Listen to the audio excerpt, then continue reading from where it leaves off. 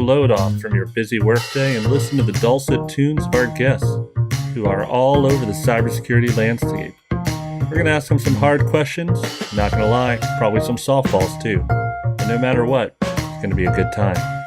So sit back, pour yourself a nice hot cup of coffee, or something stronger if it's that time of day, and enjoy Coffee Talk with Serge. Good afternoon, everyone. I'm Mick Baccio. I'm here with John Hultquist, the Chief Analyst of Mandiant Intelligence, and you are watching a very special episode of Coffee Talk with Serge, the interview series.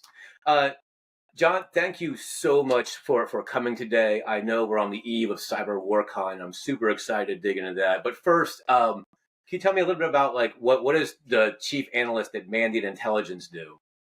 Well, I got to tell you, the real work is done by the teams below me, right? The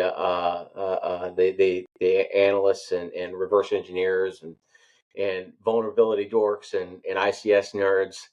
And I'm very fortunate that I sit at the font of all knowledge, though, and I get the opportunity to sort of oversee, some of those messages that come out and that intelligence as it comes out and it goes to some of our customers and to the outside world. So how did you don't just start day one being chief analyst, right? Where did your career start and how or when did it pivot to threat intelligence? So I was in the Army. I was a civil affairs guy. So the job is basically going to the villages and being like the friendly side of the U.S. Army. Some candy, hearts and minds. Hearts and minds, yeah. So I would show up and shake hands and eat local food, and I actually had a beard then. It was like but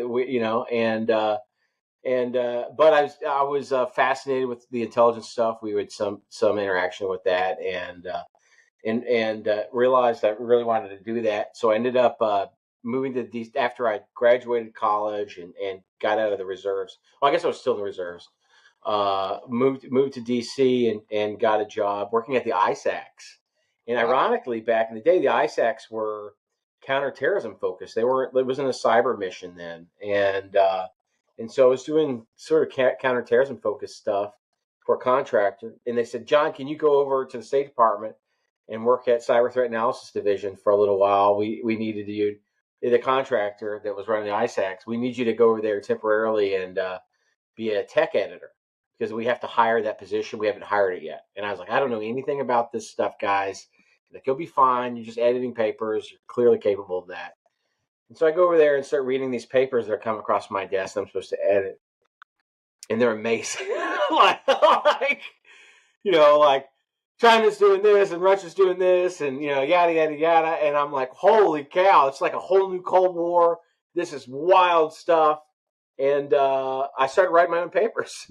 And they kept me. They let me be the Russia guy. Literally, I just faked it till I made it. There. But it was really early days. You were there, in the space, and we were still all trying to figure out what we were doing. I did that in government for a while, and then eventually left for Eyesight Partners, where we started essentially learning how to do it on the outside of the government. And, at the time when nobody really knew if we could. And eventually we learned how to do it, right? We learned how to track all these threat actors globally. And Eyesight was bought by FireEye Mandiant. And then that was, acquired by Google. And that's where I am now. You are, that is quite the run when you think about, I think we met, it was either State Department or shortly after. I think I knew you at State, yeah. Yeah, because State, what's amazing to me about your time at the State Department is all the people that we know that were there at the time and all the things that they've gone on to do inside the community. Yeah. Amazing things. Teresa, Aaliyah, a lot of great folks over there. It was pretty cool. Our boss is now the CISO at Chevron, Chris Lucas, and Brian Bartholomew, who you've known for a million years and worked at a lot of different places.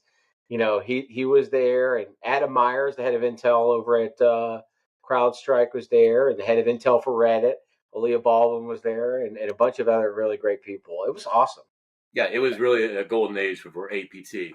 So through that journey, what do you think has helped you the most? Well, I think I think like the part of this job that's I think that's the my favorite part of it is that there is so much reward here for like the inquisitive mind, right? Like if you are truly interested in this problem set, there is a rich like there's just a rich amount of information and data that you could be diving into and learning from, and we never really have a handle on it, right? We don't. It's not like oh like the end of history. We got it. This is it. This is the standard. We I know was all told this in stuff. 2015 that Chinese espionage was done. We solved that. There was a beer in the Yeah, it backyard. was like yeah, okay, it's over, right? And it's not, and that's so intriguing. It's always there's always something to learn here. So, like going way back then, the State Department days. I think I was probably over Pentagon or HHS at the time. You kind of you were the Russia guy because look, I read a report on Russia, and really no one else wants to do it. Yeah, that's There's how no it one works. there, so that you became that person. Yeah. Now I think that threat intelligence has grown so much as a field and as an industry that you can can you still walk in and do it, or are there things like Oh, prerequisites? I mean, I'm not this. Some of the people that we hire now are extraordinary and far more like I think deeply like they have a lot of capability. I think they're like sort of more narrowly focused capabilities, right? So, The the Russia very guy beginning. meant all of Russia. Yeah, exactly, right. And they're folks who are Russian IO or GRU teams or the Or linguist folks and the the reverse Europe guy. engineers. Yeah, and it's just like it's it's great. We've learned a lot more. So I'm definitely a generalist compared to the average analyst Yeah. now who has worked a lot of time getting pretty deep on a lot of problems or on a sort of smaller problem. So, what advice would you give to younger Hultquist or to anyone younger, wanting to get into that field of cyber threat intelligence, to sit in your chair in a few years? Okay, so this is like this is what I tell everybody. Not everybody wants to hear this, but Mick, this is for you and me. I think one of the major advantages we had was the military. I think I learned a lot from the military. They got me a lot of free training. They built a network for me. A lot of the people that took care of me and helped me get into places, I like get into other places. I like came from the military. Now, even if I didn't necessarily learn this specific skill set, but there are incredible opportunities now. I think there, and so I think that's a huge piece of it. I think your network is a huge piece Hmm. of it, right? Like being able. This is a trust business, right? Every which way. From they got to your customer needs to trust that you know what the heck you're talking about. They need to trust you with their secrets, and you need to trust them, frankly, with yours. And these trust networks are the backbone of a lot of of what we do. And introducing yourself to those networks, I think, is super valuable. Is that what keeps you excited about the field still after all this time, Yeah, or I mean what makes you wake up and get up every day? I know the constant well, I coffee, mean, the constant change. Like what still does it for you? I honestly like like I really feed off the like enthusiasm of the younger analysts, right? I get this. I'm in this awesome position where I get to call people out of the middle of nowhere, right? There's something going on, and I'll call somebody, and I was like, explain this problem to me, and you'll have this young, enthusiastic analyst just break down a problem and go through all the nuance and everything. And for me, that's like the best part of the job. It is incredible, right? To just have Now somebody. explain like I was in the army. Is that what you do after that? Or Right. Yeah, I'd be like, explain it out, explain it dumb, right? And just break down a notch, man. A lot. But it's like the best part of my day. It like again and again. I just I've had this like been able to do this, and it's just been extraordinary.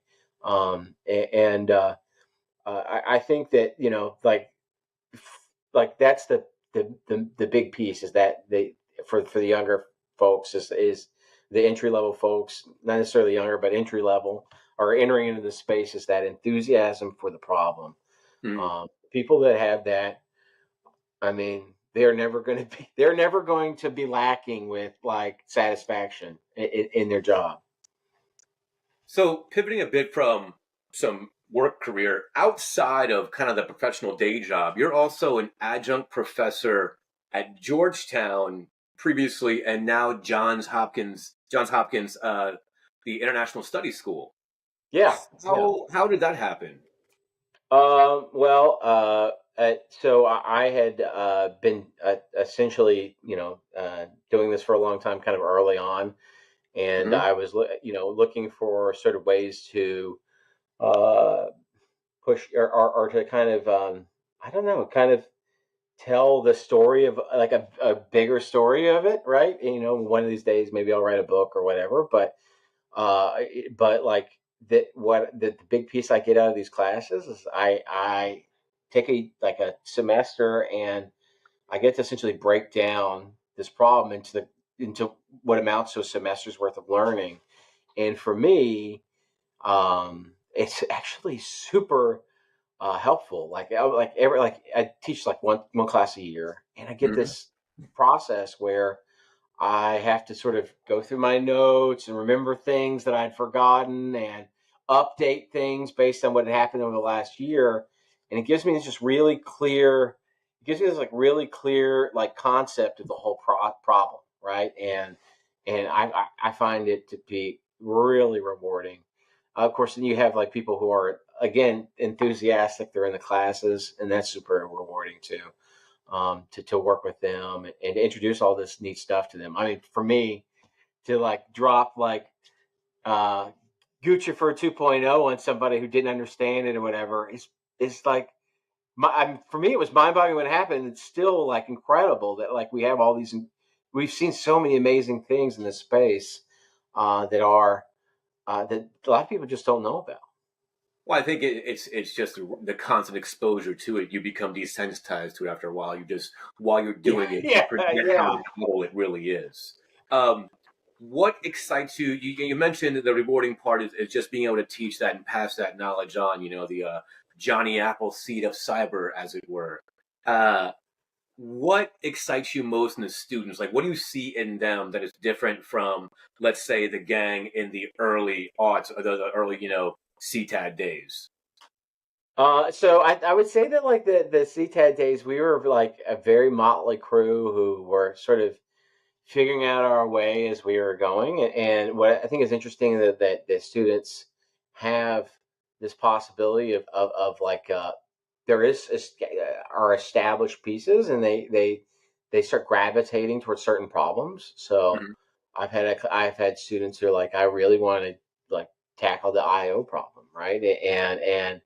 And there's like an enthusiasm for the problem, and they can actually there's a body of research for them to go after, right? And uh, that we just didn't have that before. We were making it up as we went. You're just the guy. You just Yeah. so sticking with APT, I want to speak a bit about that because obviously chief analyst, Mandiant Intelligence, Mandiant. I would one of the top research teams in the industry consistently for well over a decade. It's just amazing the body of work, the consistency in tracking, and the consistency in naming conventions. I appreciate that as well. Um, So, what was you kind of grew up DoD as well as I did. When we say CNO, like Hmm. computer network operations, computer network exploitation, computer network defense, those CN terms in the Hmm. DoD. What was your first exposure to CNO? Oh, that would have to have been the state. I think the State Department. I had well, I'd seen a little bit of that at the ISACs, but they were still so counterterrorism focused. I was looking at things like, I kid you not, like how people were putting C4 into bicycles at the time. And then suddenly I just kind of walked into this space. I will say that when I was really young, I was like interested in 2600 magazine. I'd Mm-hmm. gone through this whole phase where I was like fascinated by it, and I think frankly I got a girlfriend or something and walked away. And lost interest. But there was this phase where I was really early Man, this interested in got that stuff. smart and hard. I can't understand this anymore. Yeah. And I guess the 2600 got dropped, but when we walked in the door and it was a huge. I had to suddenly learn a lot of stuff, and luckily I had this group around me. For instance, Brian Bartholomew, Adam Myers, and several others who were willing to teach me. And I can recall both of them, like setting me down and showing me Mhm. how something works. And and without that kind of mentorship, I would have never really been able to develop at all. So the group, if you remember specifics about the incident, I don't want to ask you because of the details, and we're all both old now. But the overall TTPs that you remember from that era, how would you compare that to the Oh modern day man, tooling of the same group? Because let's say the same group still existed. yeah. So I will say, uh, you know, um, there were there's a couple interesting things, right? So while I was in the government, the big thing that was going on was Agent BTZ. Um, it's funny because I have seen USB malware is it's showing back up again. It's crazy to me, and it's like Just get time's some a flat epoxy and put it circle. over the drive, and yeah. Like you never like get away from these things. They come back, and so we're seeing that again. That's kind of wild. I'm I've been like looking at the Chinese stuff lately, like particularly the really advanced stuff. And, or I would say the really advanced, but they like the game is totally different, and that's what Right. like strikes me is like when we first started, when we were looking at it back in the day, maybe they would come to a proxy, maybe they would come out of home range. So I mean, It you was would have a China team. Copper. It was PDFs. It was like, Yes, hey, do you have social VBS enabled? engineering, terrible social engineering. They didn't even bother. There was 1,000. They were using Adobe or Word, like Zero Day, that may have been out for 10 years already, like 0158, which got used for forever. They're And exploiting Flash. We'll just leave it at that. That's how old we are. We are Flash years old. yeah, I mean, but the thing is like they they would come out of home range, or they would use that PDNS stuff, Mhm. or the dynamic DNS stuff, and it would be too easy to like hunt them down. And now, I mean, we got botnet C2s. We've got them hitting, like, not doing as much social engineering, so they can hit the edge instead.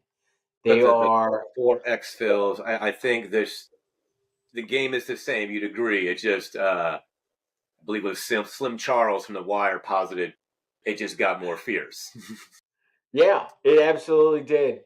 I mean, and they're just not. It's just not the adversary that we like knew from then. So, I mean, you've got to like change some of your expectations too, right? So, there was a time like, what's weird is like I've got more resources. Wait, yeah, I mean, there are more resources in this space than there ever were, Mhm. clearly, and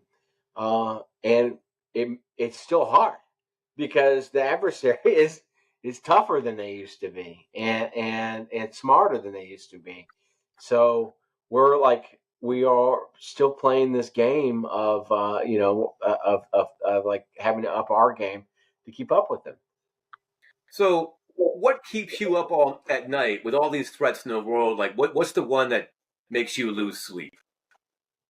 Um, I think the piece that really worries me is the idea, or like the idea of people screwing with elections. I think that's what really bothers me. And I don't mean like them changing outcomes. I mean them suggesting that outcomes have been changed.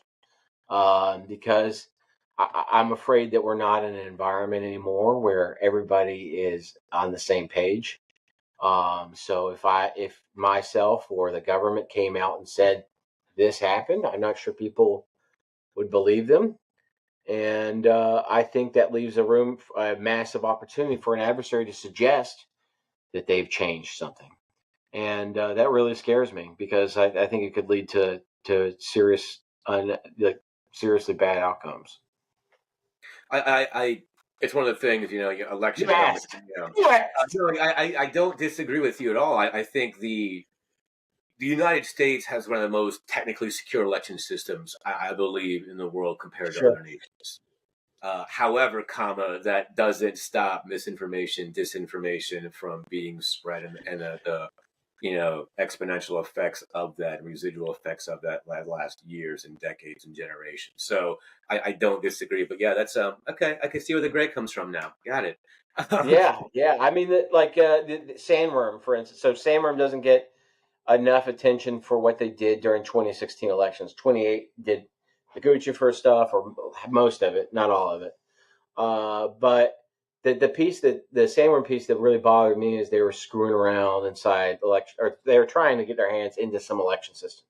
They weren't going to change any outcomes, but it didn't matter. It I doesn't think the matter if you're in there suggestion, and it's exposed. It's just a narrative that can be built on it's top a of it, narrative, right? The and suggestion that that's they even where. went in there creates a problem, right? So, or they're after it creates a problem, and so it's a really worrisome area for me.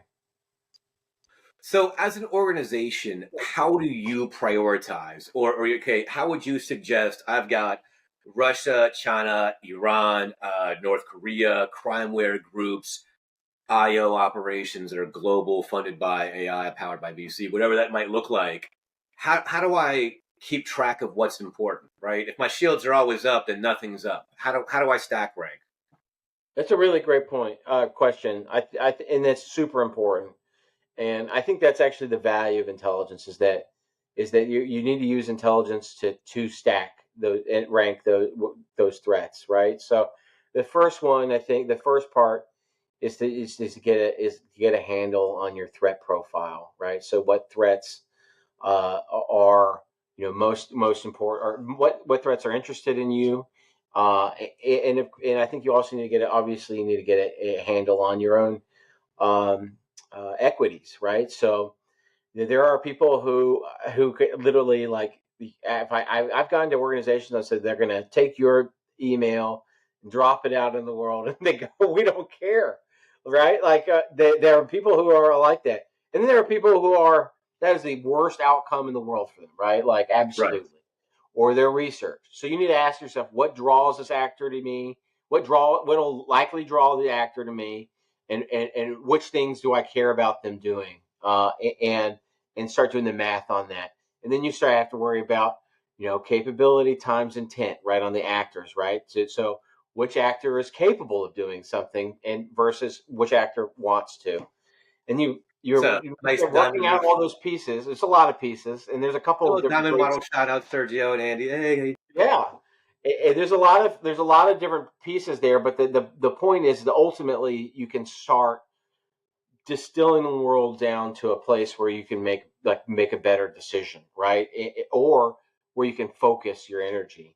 Like, if you were, like, I had an argument with somebody recently about attribution, the value of attribution, but I'm recently working, and there are two crises where the value of attribution was massively important. The situation in the Middle East, and then before that, the Ukraine situation. Right. And when the Ukraine situation started, we said out loud, as the preeminent, like, actor is going to be Sandworm. They are the weapon of choice for the GRU, right? And I could not say that. And by the way, that's absolutely been the case. But I could not say that if I just said, it doesn't matter who these actors are. They don't, like Mhm. it's not, and so Ukraine couldn't focus on that actor. They would just focus on everything. Nobody's got time to focus on everything. That's that's it's an absolutely unrealistic scenario. You've got to figure out which actors matter the most, and use your limited resources. So we all have limited resources to focus there.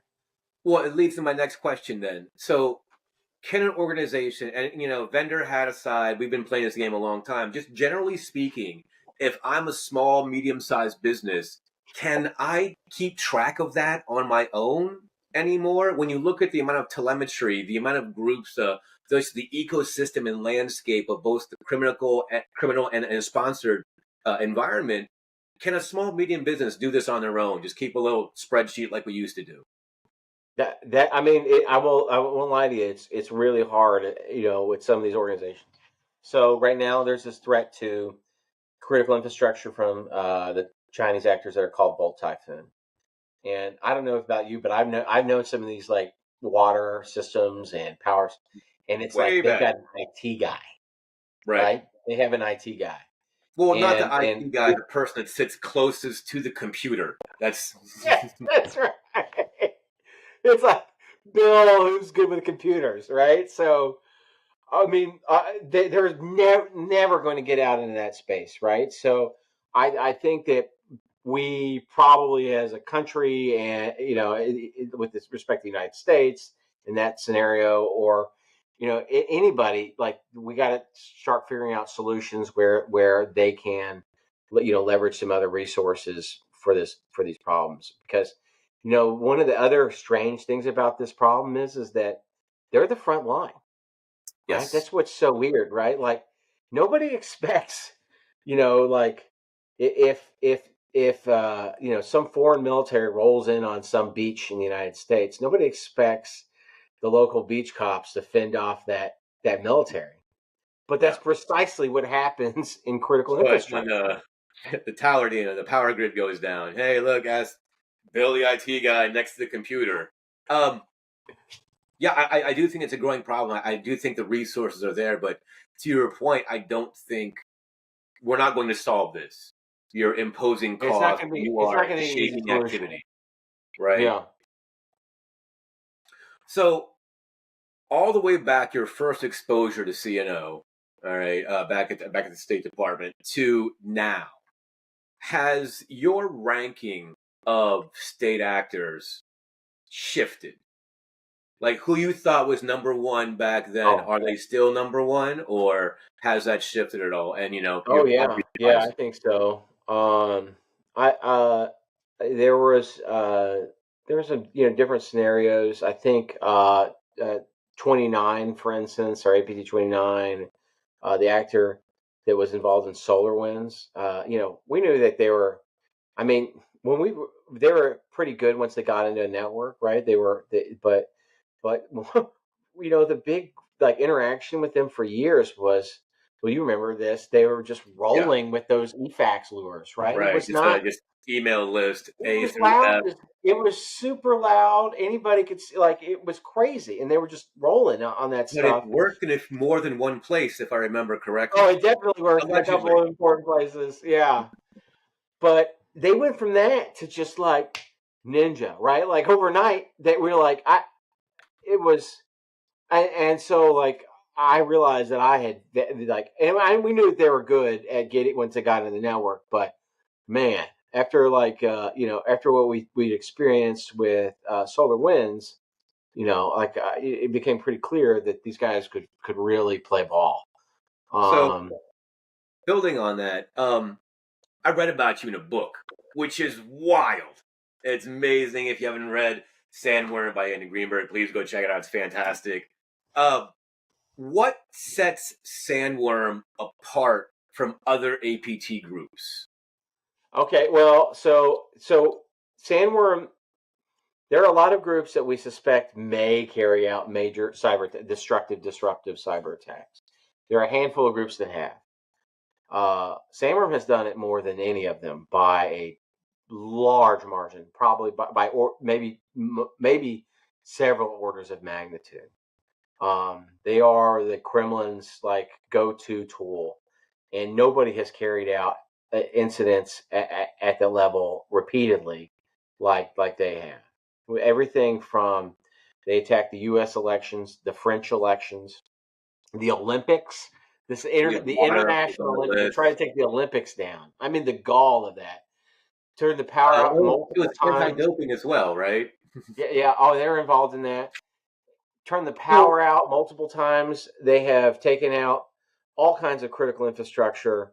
They are there's just nobody that really compares as far as not just the intent, but the proven capability to carry out serious incidents. And so, they are. I think they're the apex predator out Is there. there? I was going to ask. Is there an equivalent actor? And if not, why not? Is there no Chinese equivalent or Well, so that's Iranian a great equivalent? question. So, like, the actor, right? So China, it was interesting about them is they've shown up in a couple critical infrastructures in the past. You may remember like pipeline, and there was like Hmm. a power plant or two. It was more like a probing incident where they kind of showed up and then they kind of disappeared a little. Like, but but the other thing about China is China's never pulled the trigger ever, Okay. right? Like we've never seen like them really dig into the disruptive attack game, Right. or like a major like Sony incident or something from them. And if they did, it was probably pretty small. Um, and then suddenly they're digging into all this critical infrastructure in the United States. Uh, but what's different is like we've never seen them pull the trigger. I don't know what their rules of engagement are. I know that Sandworm's rules of engagement are pretty loose. Very loose. Very, very digitally loose. Yes. Yeah. So, what was it like seeing yourself in a book? Two part. What was it like seeing yourself in a book, and who is going to play you in the movie? Well, all right. So I've got a great. So the funniest part was hearing myself in a book because there's an audio version, and the guy does voices, and he's a wonderful. He did a great job, but I guess they told him I was Southern, and so Andy called me up, and he's like, I think he's like really played it in the sun, so I'm sorry in advance. It was fine, but I mean, but the guy was like, he's got a real hard twang in the in the audio version, which was pretty wild. I mean, when I got the book, I was pretty excited. I won't lie, it was pretty neat. I was I get everybody knows what sandworm is now, but when we found them, I was certain they were a big deal, and like I went into meetings and people just did. Honestly, I don't think they cared the way I did until obviously they turned out the lights and everybody's sort of opinion of them sort of changed overnight. But they were, like kind of like my white whale. So, who plays you in the movie?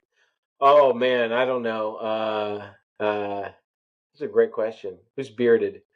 Yeah, yeah. Somebody. Well, yeah, with a great beard, I think. Yeah, or maybe these wizardy like gray streaks too. Yeah, Well, we'll have to see what Ian McKellen's doing. Better yeah. yet, who is going to play Matonis? Oh Shout man, yeah. I mean, that's like Matonis is the real, like, honestly, like the real, like, genius behind all this stuff. That guy is an absolute brilliant, like, analyst. There's a great part in the book where he like figures out all these pieces are connected, and I mean, just absolute breakthrough. Yeah, he is a beast analyst. He's a monster out there. Yeah. Matonis been doing it for quite a while now, and he's just one of those guys that's just behind the curtain and does amazing things. So let's pivot a little bit over to Cyber Warcon.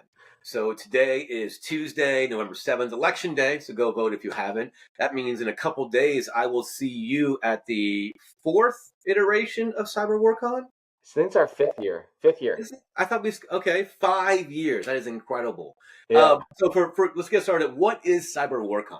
So, well, you were there. You tell me. I'm just kidding. Yeah, so Cyber Warcon I mean, started off with this kind of random idea. It was the sandworm thing. Honest is connected to the sandworm thing. So I had this sort of passion for the idea of a destructive attack and information operations, and there wasn't really a conference that was devoted to those problems. And I was trying to come up with like a real kind of very professional name at first, and then all I could come up with Cyber Warcon. It just kept coming up again and again and again. And somebody said, "Just lean into it, man." And so that's how we end up with that name. And we pulled in a bunch of people right off the bat to come in and talk. I remember there was a fantastic CISO that came in and spoke at right. Yeah, yeah. I mean, so I've been very fortunate to have a really good network, and that has a lot of great experience, and we've had just incredible content every year, and I think the most important thing is that this community has like showed up, and we get a chance to talk shop. So I've kind of viewed it as Cyber Warcon is this nexus of threat intelligence, just straight cyber research, and then a fair amount of journalism and Yeah. That's the other investigative weird thing is we've had a approach. lot of journalists speak, right? So are you? Well, first question: are you surprised how Cyber Warcon has evolved? I suppose because it wasn't like that the very first year. So I guess it's evolved and yet Oh yeah, maintained that yeah. focus. I mean, when I first did it, I honestly it was a lark. I didn't know anything about anything. I like called the Hilton and asked them if I could get a room, and honestly, I thought that's all you had to pay. Like, and then I realized Oh no! all Would the you like money is they food? make all their money off the food. Like so, I had no idea I honestly had no idea what I was doing. I set up a website.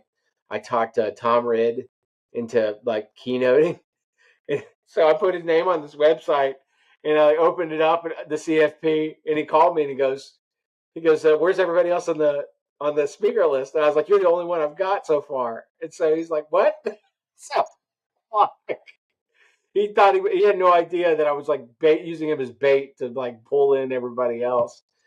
I But mean, I remember getting there the morning of the first one, and it was you. I believe your folks were in town. those are And my in-laws. They you were had they were there. you had a couple volunteers from Georgetown, right? Yes, Just yeah. hey, man the table. So, were you surprised at the reception of Cyber Oh, Warcom? I have been incredibly surprised. I mean, I think we've been really fortunate to get a lot of incredible, like submitters, and that has led to just, I mean, that I personally reference the talks on a regular basis, right?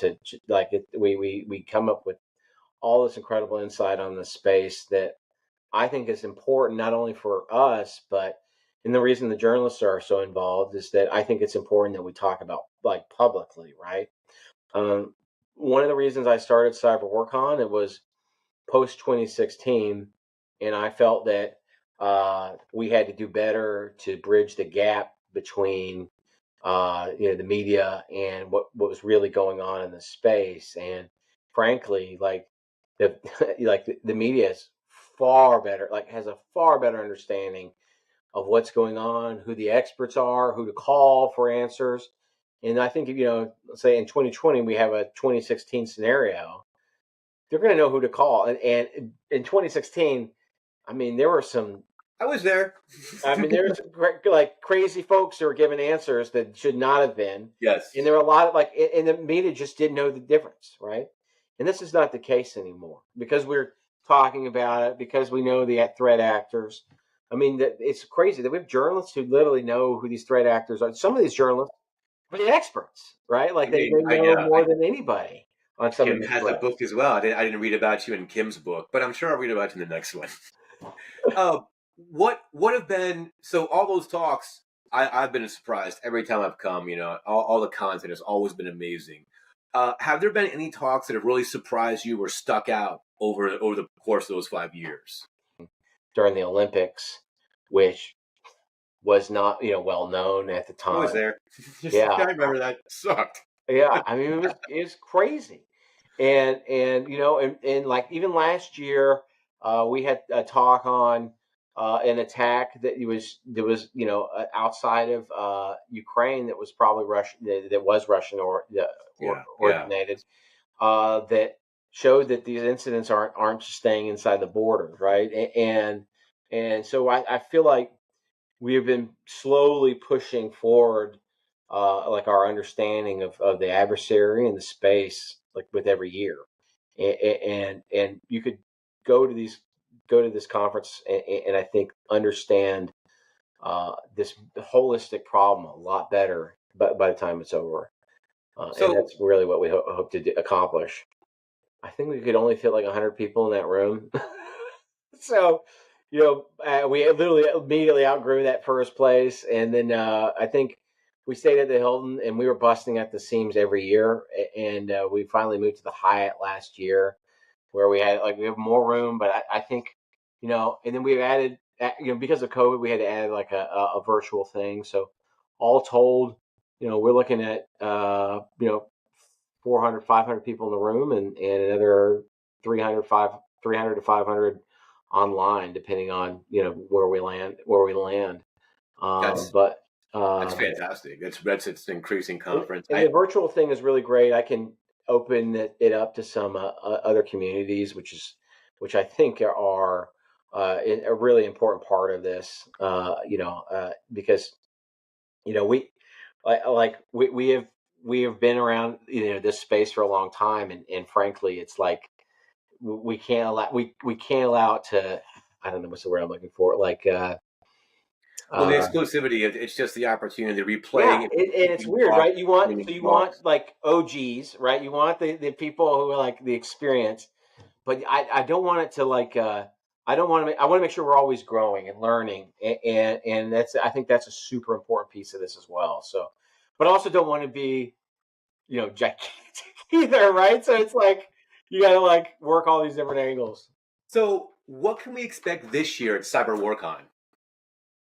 Well, we got a lot of really awesome talks coming. I'm excited about some of the talks that are actually about the situation in the Middle East. We have been able to queue up, literally like last second, queue up some conversation around that.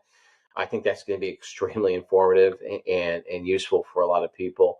There's some talks about there are quite a few talks about the Russian threat actors they're going to be there this year.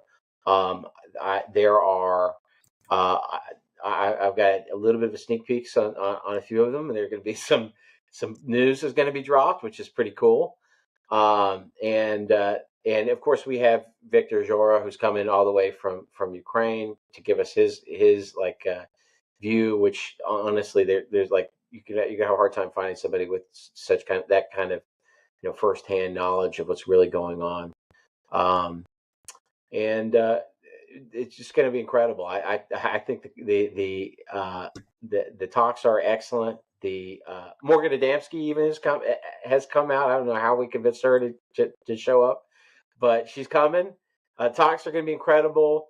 That the crew is always amazing. And I use this opportunity to talk to a lot of people who I call in the middle of the night for information all the time. So this is a really great chance to spend some quality time with those kinds of people. So, let's put our best foot forward and step right into it. Socks. Can we talk about the socks? Why man. socks? So I don't know where I was. I think I was like in the middle of the night looking for like, let's see, I need to come up with some kind of swag item or whatever, and I found like online socks, custom socks or whatever, and put the logo on it, and people loved it. I had no like, and so it's been honestly the joy of making socks. I can't explain to you how happy it makes me to It make makes these me socks. super happy every time I get a pair in the mail. So continue, please keep it up. And I I'm can't. glad. It's like a bizarre phenomenon. I feel like I'm like what's his name figured out how to make penicillin by like leaving his tray outside or whatever the heck he did. Like I don't like. Your late night internet searches led Yeah, to I socks. completely stumbled upon this, but people love them, and I'll let you in on a little secret. I actually picked pink and yellow for this year before I knew about the Barbie movie. And everybody's like, "Oh man, you're like right on, whatever." Well, your foot prescience is Yeah. well known to the community. Um, so before we close out, I have a bonus question All right. from Sharon DeGrippo. Oh no. It is knowing you run both SleuthCon and Cyber WarCon, which is better, APT or Cyber? Oh man. Have to answer. Okay. Well, so here's what I will say.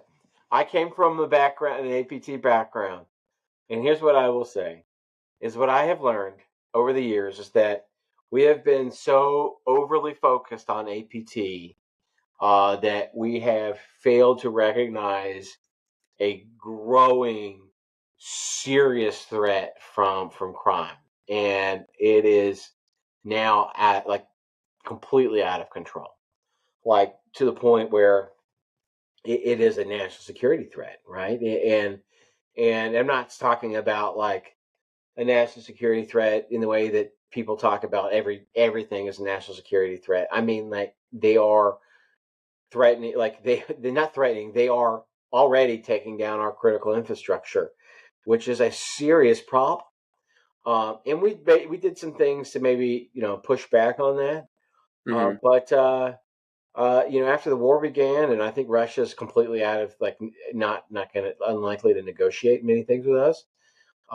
They're hitting hospitals all over again, and that's not good. And honestly, like there was a time when people would go to war over something like that. It's a serious problem, and I will wholeheartedly admit that I was one of the people that probably didn't take it seriously enough.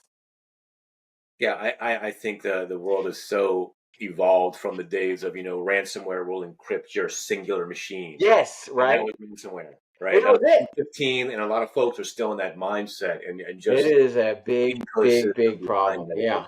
So the cybercrime wins. I think that's what Well, Sharon I did mean, here. I just want everybody to feel love here.